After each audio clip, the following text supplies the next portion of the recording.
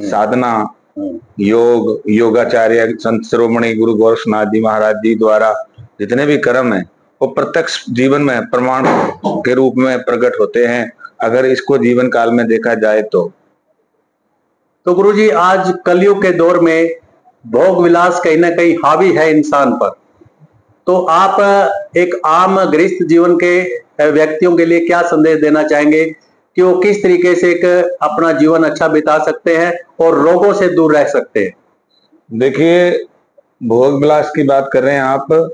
ये धरती का एक बहुत बड़ा प्रमाण है, हम लोग भी भोग विलास से पैदा हुए। इसके ऊपर आप दुगंध शब्द मत लाइए, परंतु जो मर्यादा है, मर्यादा के द्वारा अर्धांगी सब रूप में जो भी प्रत्यक्ष यहाँ धरती पर वर्णमाला लेके जीवन काल में एक दूसरे के अर्धांगी बनते हैं, तो जीवन काल यही कहता है कि हम लोग प्रकृति के बंधे हुए हैं, नियम बना हुआ है, जवानी है, बचपन है, बुढ़ापा है। लेकिन इसका अर्थ ये नहीं है कि आप भोग संभोग को इस घृणा योग शब्द से जोड़ें, क्योंकि बड़े बड़े ऋषि मुनि तपस्वी योगी योगेश्वर भी इस भोग विलास से ही इस धरती का अवतार स्वरूप कहलाए। तो क्या गुरुजी इस शब्द के अंदर भी पवित्रता मानी जाए? नहीं, कि पवित्रता शब्द अलग हो गया, और लेकिन देखा जाए तो जीव के द्वारा हर चीज में पवित्रता है, अगर मानो तो, ना मानो तो कहीं भी पवित्रता नहीं है।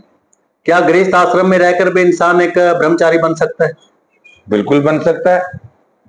ब्रह्मचारी का अर्थ ये नहीं है अपने दायरे में अपने अर्धांगी के द्वारा जो कर्म किए जाते हैं, ये एकमात्र रूप है, लेकिन ये नहीं है कि हम लोग जगह जगह मुंह मारते फिरे, वो ब्रह्मचारी की पालना। जति और सती, जति सती का अर्थ क्या होता है?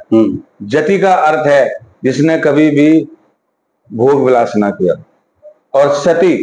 जो पतिव्रता नारी होती है वो सती कहलाती है। सर, योगी और भोगी में कितना बड़ा फर्क आप मानते हैं? अंतर तो बहुत है, लेकिन मान्यता ये देती है अभी भोगी किस रूप में है, योगी किस रूप में है। तो गुरुजी, आपके ही संप्रदाय से योगी आदित्यनाथ जी उत्तर प्रदेश के मुख्यमंत्री हैं जी, उनके जीवन को आप किस रूप में देखते हैं? देखिए, हमारे आदरणीय माननीय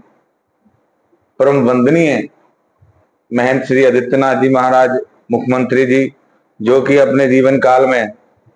योग के साथ साथ समाज का भी बहुत ज्यादा उद्धार कर रहे हैं, और जैसे उनको अपनी वृत्ति के अनुसार, चित्त वृत्ति के अनुसार जो एक भारत का मुकुट बन के सनातन का जो प्रक्रिया वो निभा रहे हैं, उनके लिए सभी देशवासियों को बहुत बड़ा धन्यवाद करना चाहिए, क्योंकि सनातन की प्रक्रिया उत्तर प्रदेश में किसी समय में बहुत ही कम हो गई थी, परंतु जबकि महाराज जी मुख्यमंत्री पद के ऊपर अपने कार्य कर रहे हैं, आज उनके कार्य से सभी अपने आप को सौभाग्यशाली मानते हैं। गुरुजी, जब इस कलयुग के अंदर अत्याचार पापाचार बढ़ जाए तो क्या योगी जैसे शासक की जरूरत महसूस होती है? देखो जी, अत्याचार पहले भी बढ़ता था, उससे पहले भी बढ़ता रहा है,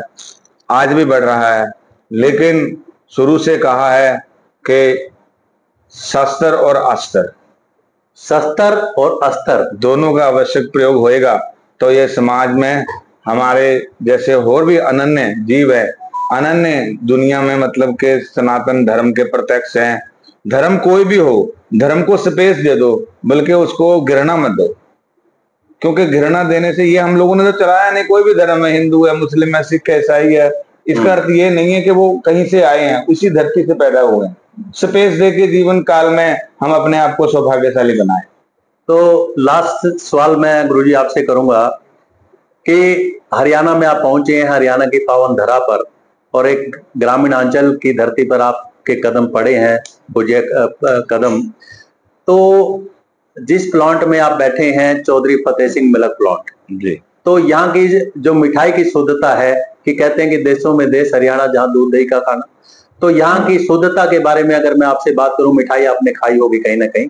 इस प्लांट की, तो क्या कहना चाहेंगे सर? सबसे